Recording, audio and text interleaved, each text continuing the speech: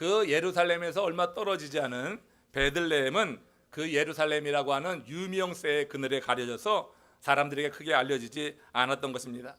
그런데 오래전에 이 미가라 하는 선지자가 있는데 이 무명의 마을에서 한 다스리는 자가 나올 것이다, 이런 예언을 하게 됐던 것이에요.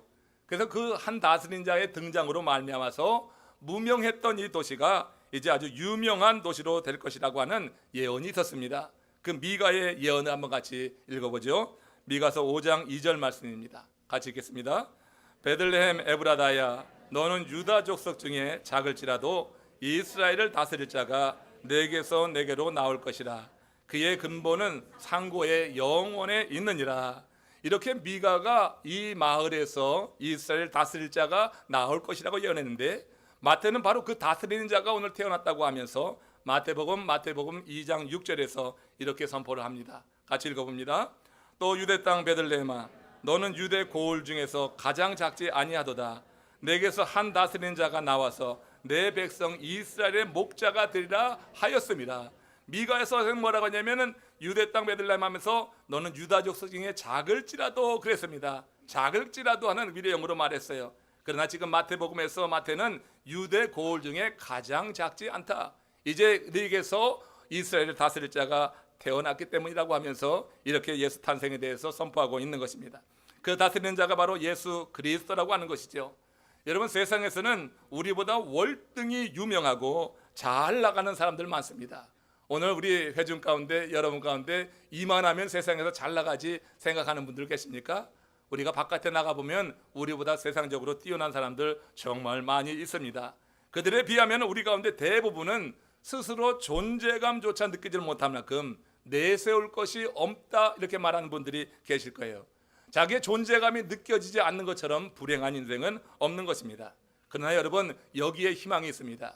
베들레헴에 태어나신 예수 그리스도, 그리고 그분을 영접하는 순간에 우리는 결코 작은 존재가 아니라고 하는 거예요. 내 존재의 미미함 때문에 힘들어할 것이 아니라 우리는 예수 그리스도로 인하여서 결코 작은 존재가 아닌 것, 주님이 크시기 때문에 그 크신 주님의 통치 아래 있을 때 우리는 이 존재감을 새롭게 할 수 있다고 하는 것입니다. 여러분들 가운데 혹시 세상에서 살면서 이리 치이고 저리 치이고 하는 것 되는 것도 없이 힘들어하는 인생 가운데 그 존재감에 대해서 힘들어하는, 거기에 대해서 부정적인 생각을 갖고 있는 분이 계시다고 하면 저는 구합니다. 하나님께서 특별한 은혜를 내리셔서 예수 그리스도가 여러분들을 통치하시고 예수 그리스도가 여러분의 주로 고백되는 은혜의 시간 되시기를 주의 이름으로 축원합니다. 믿어지는 순간 하나님께서 베푸신 특별한 은혜로 이런 믿음이 우리 가운데 임하기를 원하는 거예요. 본문에 보면은 누가는 예수님의 출생지가 어떻게 해서 베들레헴이 되었는지 그 역사적 배경을 설명하고 있는 것을 보게 됩니다. 원래 예수를 잉태한 마리아와 그 남편 요셉은요, 이스라엘 북쪽에 위치한 갈릴리 나사렛 사람이었습니다. 갈릴리 나사렛과 베들레헴은 상당히 떨어진 거리입니다.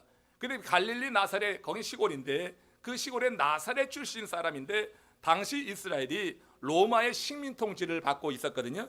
마침 그때 로마 황제가 그 식민 통치라는 모든 나라 그 식민지에 있는 사람들에게 이런 명령을 했던 거예요. 누가복음서 2장 1절에서 2절 오늘 본문 말씀 같이 읽습니다. 그때 가이사 아구스도가 영을 내려 천하로 다 호적하라 하였으니 이 호적은 구레노가 수리아 총독이 되었을 때 처음 한 것이라. 예수께서 탄생할 그 즈음에 로마 황제는요, 로마 영내의 모든 사람에게 호적을 하라, 이건 강권적인 명령이었던 것입니다. 그래서 고향을 떠나 살고 있었던 사람들이 다 호적을 하기 위해서 자기의 고향으로 돌아가야 됐다고 하는 거예요. 근데 호적하는 기간이 정해져 있었어요. 이 정해진 기간에 호적을 마쳐야 되는데 마침 그때 마리아가 잉태해서 해산할 때가 가까워졌던 것입니다. 그러니까 해산할 때가 가까워졌지만은 호적을 그 기간 내에 해야 됐기 때문에 마리아는 남편인 요셉과 함께 베들레헴으로 나갈 수밖에 없었다고 하는 거예요. 그 먼 거리지만 호적을 그 기간 내에 해야지 됐던 이유였습니다. 누가복음 2장 4절 5절에 보면 이런 말씀이 있어요. 같이 읽어봅니다. 요셉도 다윗의 집 족속이므로 갈릴리 나사렛 동네에서 유대를 향하여 베들레헴이라 하는 다윗의 동네로 그 약혼한 마리아와 함께 호적하러 올라가니 마리아가 이미 잉태하였더라. 자, 여기 한 구절에서 저는 오늘 같이 나누고자 하는 참 중요한 한 교훈을 배우게 됩니다. 우리는 우리의 삶 속에서 일어나는 어떤 사건 혹은 내 삶의 어떤 변화라고 하는 게 있습니다. 어떤 사건을 만나고 내 삶의 어떤 급변적인 변화가 일어날 때 그 사건과 변화 속에는 반드시 하나님의 섭리가 있다고 하는 거예요. 하나님이 그런 사건과 변화를 주권적으로 이끌어 나가신다고 하는 것입니다. 먼저 보세요. 로마 황제가 호적을 하라 명한 것은요, 이것이 여러분 그냥 우연히 된 일이 아니라고 하는 것입니다. 예수 그리스도가 이 땅에 탄생하는 것이 하나님의 말씀에 의한 탄생인 것을 드러내기 위해서, 미가가 예언한 그 예언을 이루게 하기 위해서 이처럼 로마 황제가 호적을 명한 거라고 하는 것입니다. 만일 호적하라고 하는 명이 없었다고 하면 예수님은 갈릴리 나사렛에서 출생하셨을 거예요. 그때 여러분 잉태해서 해산할 때가 다 가까웠는데 굳이 여러분 베들레헴까지 올 필요가 없는 것입니다. 그러나 황제가 호적하라고 하는 명을 내렸고 그 기간을 정해주었기 때문에 어쩔 수 없이 요셉과 더불어 마리아가 베들레헴까지 왔다고 하는 거예요. 그래서 예수님의 출생지가 나사렛이 아니라 베들레헴이 될 수 있었다고 하는 것입니다. 그렇게 됨으로 말미암아 예수님은 미가가 예언한 이스라엘의 목자로 인정받게 될 수 있었다고 하는 거예요. 만약에 갈릴리 나사렛에서 태어났다고 하면은 미가의 예언과 다르기 때문에 예수님의 메시아성에 대해서 더 많은 의심을 갖게 될 것이지만, 예수님이 이런 배경에 의해서 이렇게 베들레헴에서 출생하심으로 말미암아 이스라엘의 목자로 태어난다고 하는, 한 다스릴 자가 태어난다고 하는 그 미가의 예언이 이렇게 이루어지는 것을 보게 됩니다. 하나님은요, 당신의 뜻을 이루기 위해서 이방의 권력자를 얼마든지 사용할 수 있는 줄 믿습니다. 우리가 다니엘서를 보면서 공부했지만 느부갓네살 왕과 고레스 왕과 다리오 왕을 하나님께서 당신의 뜻 가운데서 이렇게 여러 번 그들을 사용하심으로 말미암아서 이스라엘 백성들을 그 바벨론에서 훈련시키시고 70년의 기간이 맞춰진 다음에 고레스의 칙령에 의해서 예루살렘으로 돌아오는 걸 보잖아요. 그러니까 하나님께서 이방 왕들을 이스라엘 백성들을 훈련하는 도구로 얼마든지 당신의 장중에서 사용하셨던 그런 증거들이 있는 것입니다. 그들이 의식하든 의식하지 못하든 세상의 모든 권력은 하나님의 장중에 의해서 움직여진다. 성경은 그래서 모든 권력이 하나님으로부터 말미암았다고 하는 것입니다. 우리가 이해하지 못하는 것 이해하지 못하는 대로 두십시오. 그러나 하나님의 뜻은 선하게 이루어질 줄로 기대하시기를 주의 이름으로 축원합니다. 미국 땅에 트럼프가 대통령이 됐습니다. 우리 한국에 여러 가지 정치적인 혼란이 있습니다. 하나님께서 누굴 세울지 모릅니다. 그러나 누굴 세우든지 하나님께서 그 시대에 필요한 사람을 세우시고, 또 때가 지나면은 그가 악한 왕이면 하나님께서 심판하시고, 그가 선한 왕이면 하나님께서 영화롭게 더욱더 세우실 줄로 믿습니다. 그러니까 우리 하나님의 섭리와 주권을 맡기고 누가 권력자가 될 때 그 권력자에 대해서 기도하면서 하나님의 주권과 섭리에 대해서 알아가는 그런 은혜를 구하면 될 것이라고 생각이 들어요. 여러분, 하나님은 미가를 통해서 선포하신 당신의 말씀이 이루어지도록 이렇게 이방 통치자를 사용한 거예요. 로마의 황제가 호정령을 내리니까, 그러니까 모두가 할 수 없이 그 기간 내에 자기의 고향으로 가서 호적을 해야지 되는데, 이때 이 마리아도 요셉과 더불어서 잉태한 몸을 가지고 그래서 베들레헴으로 나가게 되었다는 거예요. 여러분, 자기가 한 말도 쉽게 뒤집는 것이 우리 인간들입니다.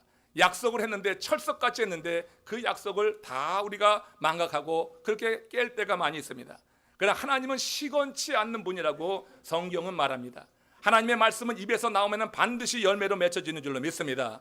비와 눈이 하늘에서 내려서 이 땅을 적시고 어떻게 열매를 드러내듯이, 그렇게 적셔서 열매가 맺게 하듯이 하나님의 말씀은 입에서 나오는 순간에 그 열매가 맺혀지게 되어 있다고 하는 것이에요. 그것이 맺혀지기까지는 하나님께서 말씀을 준 사람을 하나님께서 보호하신다고 하는 거예요.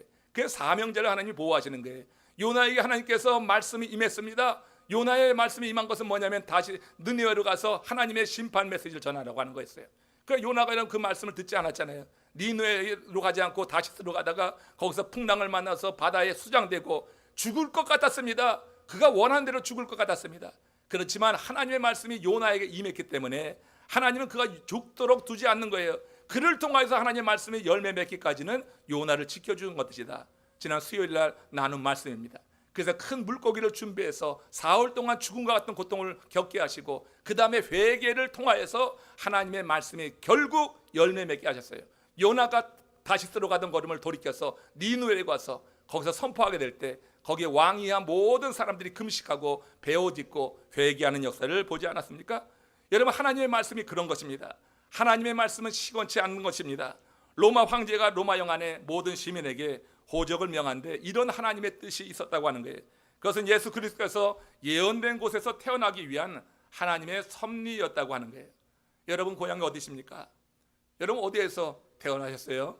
이민 와서 살면서 우리는 상대의 고향에 대해서 상당히 관심을 많이 갖습니다. 같은 동양이면은 우리가 남이야 하고 이렇게 얼싸안고 보호하기도 합니다. 저는 인천에서 태어났습니다. 사람들은 인천에서 태어나면 짠물이라고 그렇게 말해요. 여러분 저는 인천 짠물 출신입니다. 그래요. 그런데 여러분 제가 스스로 작정하고 인천에서 태어난 것은 아니라고 하는 것이에요.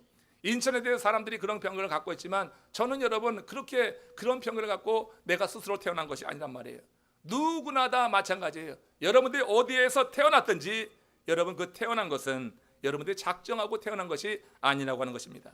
한국에서 태어나기도 하고 오늘 세례받는 우리 아이들 가운데는 미국에서 태어나기도 했잖아요. 중국, IT, 필리핀, 키르기스탄, 베트남 등 우리가 여러 선교하는 모든 지역에서 다 태어날 수가 있습니다. 태어나는 건 내가 작정하고 태어나는 것이 아니에요. 제가 한국이란 나라에 그리고 해양도시 인천에서 태어난 것은 전적으로 하나님의 주권적인 역사라고 저는 믿습니다. 하나님의 섭리 가운데 저는 인천에서 태어났습니다. 인천에서 계속 자랐습니다. 그러므로 믿는 우리가 국적에 따라서 출생지에 따라서 사람을 차별한다고 하면 그건 하나님의 뜻, 하나님의 주권을 거역하는 것이 되는 것입니다. 사람 차별은 아무튼 좋지 않은 것입니다. 그것도 지역을 가지고 사람을 차별하는 것은 옳지 않다고 하는 거예요. 이렇게 아기 예수는요 하나님의 말씀에 따라서 베들레헴에서 탄생하게 된 거예요.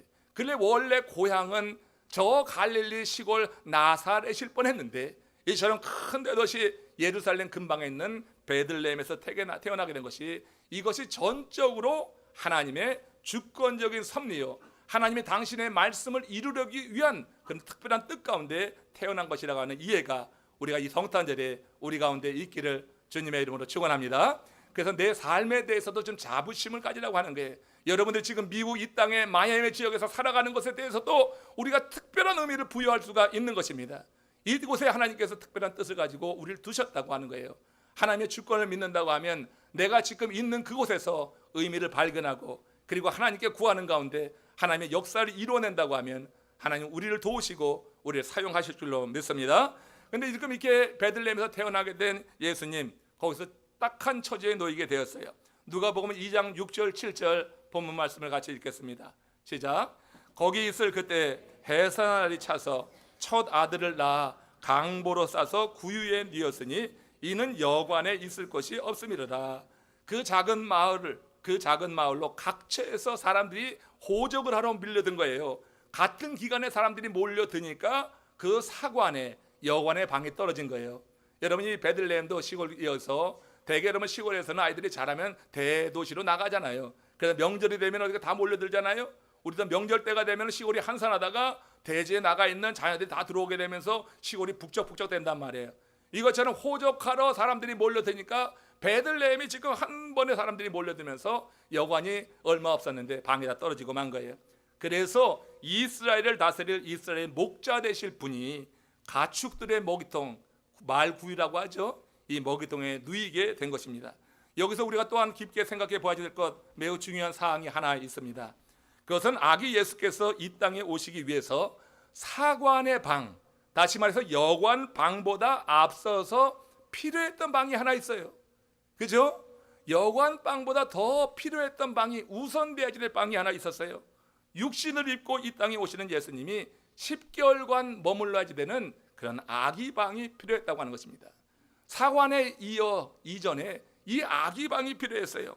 아기 예수께서 탄생 후에 말 구유에라도 누일 수 있었던 것은 그 아기 예수께 이 방이 있었기 때문이에요. 이 방을 얻는 것은 사관의 방을 얻는 것과는 전혀 차원이 다른 것입니다. 사관의 방을 돈 주고 얻는 것, 돈 있어도 없는 그런 상황이지만 아기 방을 얻는 것은 너무 다른 차원이에요. 아기 방을 어떻게 얻을 수가 있겠어요? 하나님은 이 방을 얻으시려고 천사 가브리엘을 마리아에게 보내신 거예요. 그리고 마리아로서는 상상도 할 수 없는 엄청난 말씀을 그에게 전해 주었습니다. 누가복음서 1장 31절 33절 우리 한 목소리로 또박또박 읽겠습니다. 시작. 보라 내가 잉태하여 아들을 낳으리니 그 이름을 예수라 하라. 그가 큰 자가 되고 지극히 높으신 이의 아들이라 일컬어질 것이요 주 하나님께서 그 조상 다윗의 왕위를 그에게 주시리니 영원히 야곱의 집을 왕으로 다스릴 것이며 그 나라가 무궁하리라. 여러분, 마리아는 갈릴리 나사렛이란 마을의 처녀로서 같은 마을 요셉과 정혼한 사이였어요. 정혼했다고 하는 것은요, 하룻밤을 같이 지내진 않았지만 그러나 부부로서 법적인 그런 권리를 다 누리고 의무도 해야지 되는 관계를 말했습니다. 그 정혼하고 1년간 같이 합방은 못하지만 그들은 부부로서 법적으로 인정하고 그 의무를 다했다고 했는 거예요. 그러나 여러분, 천사가 지금 예수님이 아기 예수가 머물 아기 방을 구함에 있어서 지금 정혼한 요셉에게 물어보지도 않았어요. 마리아에게 아기 방을 쓰겠다고 그냥 통지한 것입니다. 마리아에게도 내가 아기 방을 쓰면 어떻겠냐 물어본 게 아니에요. 그냥 쓰겠다고 하는 것입니다. 여러분, 요즘 소통에 대해서 많은 말을 합니다. 근데 성경에 보면 하나님은 소통보다는 주로 통보하셨습니다. 하나님은 통보하셨어요. 왜냐하면 소통해서 의견 나눠서 할 일이 아니라고 하는 거예요. 하나님의 일이 그런 일이 없었습니다, 별로. 그러니까 여러분, 하나님이 택한 사람들에게 하나님은 통보하셨어요. 내가 이런 행을 행할 것이다, 내가 순종하고 따르라 하는 그런 관계였어요. 여러분, 사실 여러분, 이런 일이 상의해서 될 일입니까? 처녀가 아기를 낳는다고 하는 것이 상의해서 될 일이라고. 여러분들이 처녀라고 생각하면은 그런 말을 들을 때 얼마나 이게 엄청난 정말 말도 안 되는 소리로 들리겠어요. 과연 어떤 여자가 이런 말을 듣고 따라갈 것입니까? 이건 요즘 말로 말하자면 명백한 성추행이에요. 그죠? 천사니까 고발은 하지 못하는데 명백한 성추행입니다. 아무리 이런저런 이유를 댄다 해도 이건 상식과 너무 먼, 그리고 자연법으로는 따를 수 없는 그런 말씀이었어요. 당연히 마리아는 당황하면서 나는 남자를 알지 못하니 어찌 이런 일이 있으리까? 요셉과 비록 정혼했지만 실제로 합방하기까지는 시간이 걸리는 건데 남자를 한 번도 알지 못했는데 어떻게 해서 내 몸을 통하여서 태아가 출생할 수 있겠습니까? 이렇게 물었던 것입니다. 그건 당연한 질문이었어요. 그러자 천사가요, 그가 낳을, 마리아가 낳을 아기가 하나님의 아들이라고 알려주는 거예요. 통보하는 거예요. 그 순간에 하나님의 영이 마리아를 덮는 것입니다. 바로 그 순간입니다. 하나님의 영이 그 마리아를 덮으면서 네가 낳을 아들이 하나님의 아들이라고 하는 이 사실이 믿어지는 은혜가 그에게 임했다고 하는 거예요. 여러분, 처녀가 아기를 낳는다고 하는 것이 어떻게 믿어지냐고요? 말도 안 되는 소리 아닙니까? 그러기에 여러분, 늘 말씀을 드립니다. 믿음이라고 하는 것은 선물이라고 하는 거예요. 내가 의지적으로 믿으려고 해서 될 일이 아니라고 하는 것입니다.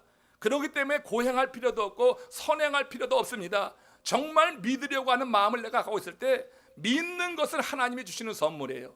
그러니까 여러분, 실제로 내가 믿는다고 하는 말보다는 믿어진다고 하는 말이 옳은 것입니다. 이게 솔직한 고백인 거예요.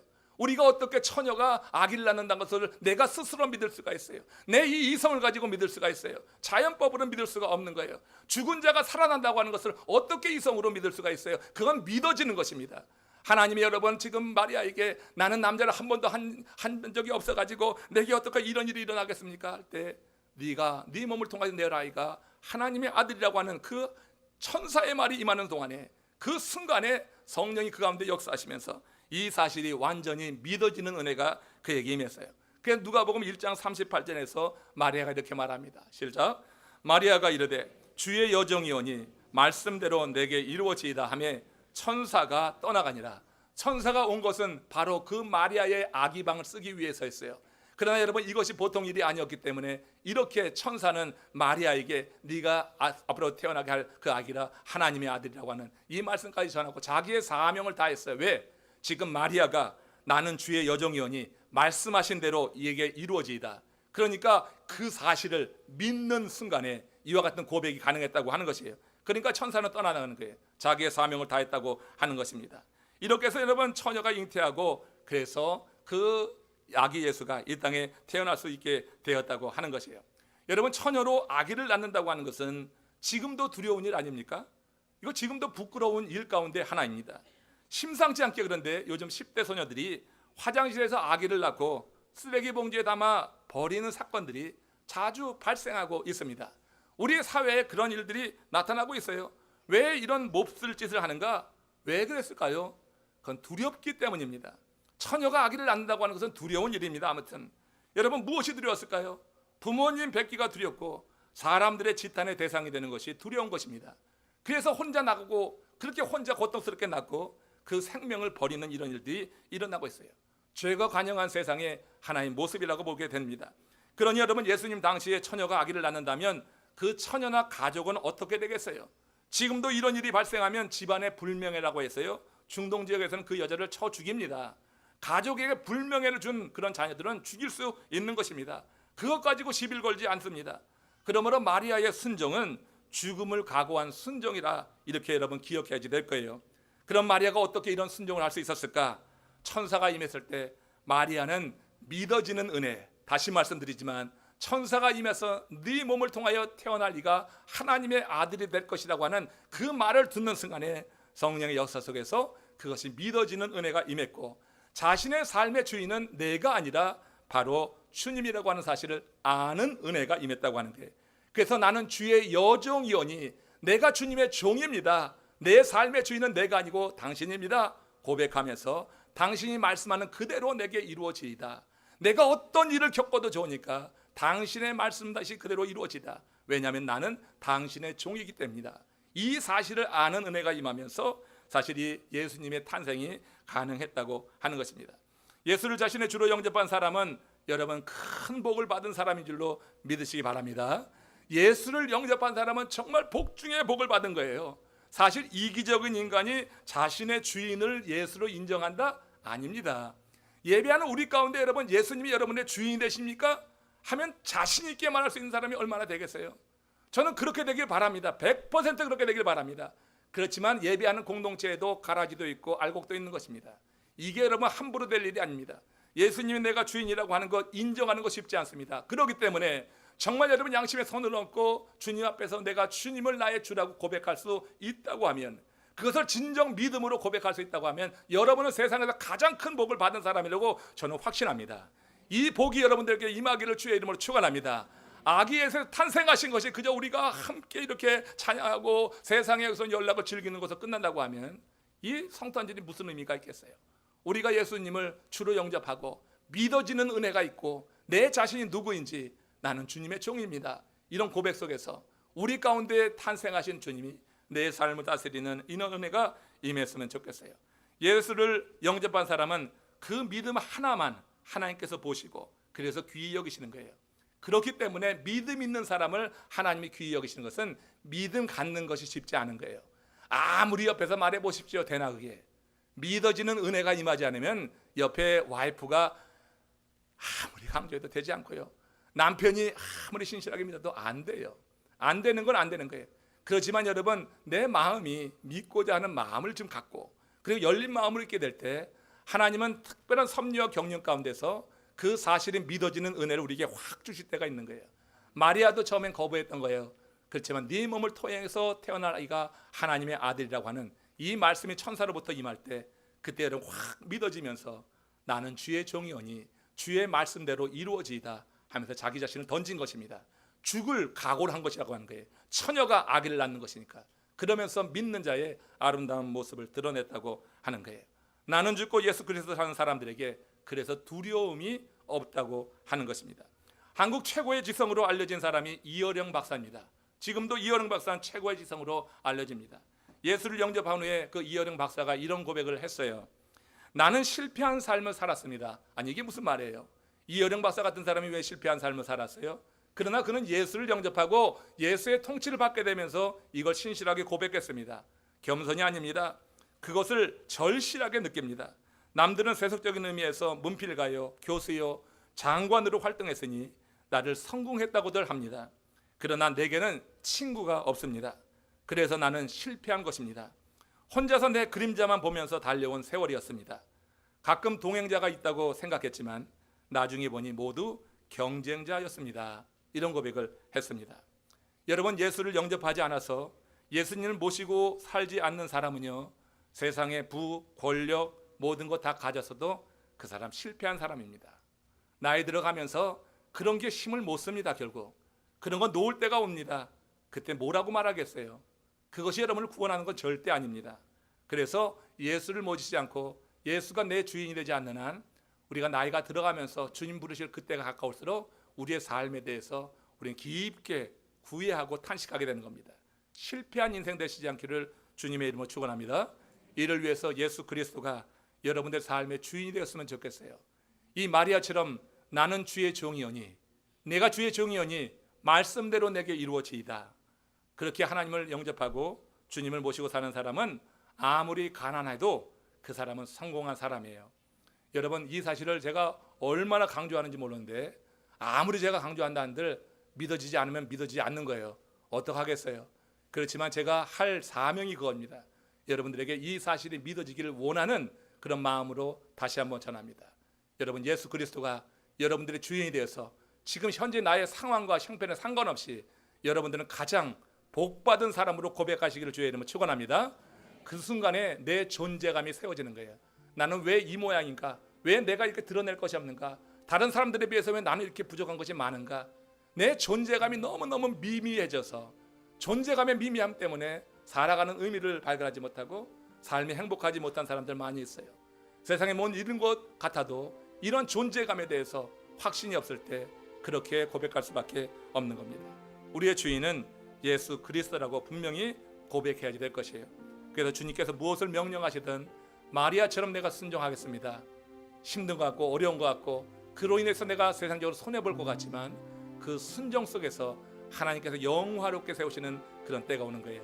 예수를 잉태한 그는 하나님의 아들을 잉태했고 하나님의 아들을 태어나게 하심으로 모든 사람들에게 구원의 길을 여는 그런 통로로 사용되었어요. 그 얼마나 큰 축복이냐고 하는 것입니다. 말씀을 맺겠습니다.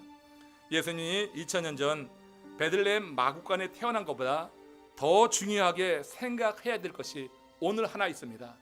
이 성탄절에 2000년 전에 태어나신 그 예수님, 마구간에서 태어났는지 어디에 태어났는지 날짜도 사실은 불분명한 것입니다. 12월 25일이라고 하는 것 정해서 지키지만 사실은 불분명해요. 그러면 여러분, 그 예수님께서 2000년에 태어났다고 하는 그 사실, 이것보다 더 중요한 것이 있는 것이에요. 2000년에 태어났다고 해도 오늘 내 심령에 아기 예수가 태어나지 않는다고 하면, 내 삶을 주장하지 않는다고 하면 성탄절 아무 의미 없는 겁니다. 그냥 여러분, 세상 사람들처럼 세상의 연락에 취해서 살면서 그냥 잠깐 즐겁고 오래간만에 가족들 만나니까 좋잖아요. 저희 아들 딸들도 오늘 와서 예배 드리는데 3명 한꺼번에 모이는 날이 성탄절입니다. 여러분, 우리가 정말 이 믿음이 없으면은 그냥 가족들 간의 이 만남, 그냥 유니온, 그래서 가족들 간의 기쁨만 나누고 끝날 수 있을 것이에요. 그러나 진정으로 주님이 내 삶을 다스리는, 정말 내 삶의 주인이라고 하는 이 고백으로 주님께서 내게 태어난 경험이 있을 때 우리의 삶은 분명히 달라지게 될 거고 우리가 살아가는 세계는 달라야지 될 것으로 믿습니다. 그리고 내 삶의 존재가 주 안에서 세워지고 하나님께서 돌보시는 그런 사람으로서 이 세상의 평화를 이루는 그 일을 위해서 우리가 사용되어지는 제목이 되리라고 믿습니다. 이런 은혜가 우리 모두에게 임하시기를 주님의 이름으로 축원합니다. 고개 숙여서 함께 기도합시다. 오늘 말씀 생각하시면서 같이 기도해 봅니다. 우리들 마음에 빈 방이 있습니까? 주님을 모실 그 방이 있습니까? 세상 것으로 너무나 가득 차 있어서 주님이 우리 삶에 주관하시고 머무실 그런 여유가 없진 않습니까? 오늘 주님이 내 삶을 주관하시고 다스리시고 이끌어가길 원합니다. 우리의 허물을 용서하시고 오늘 내게 임하여 주시옵소서. 내 심령에 탄생하여 주시옵소서. 우리 잠시 함께 합심으로 기도하겠습니다.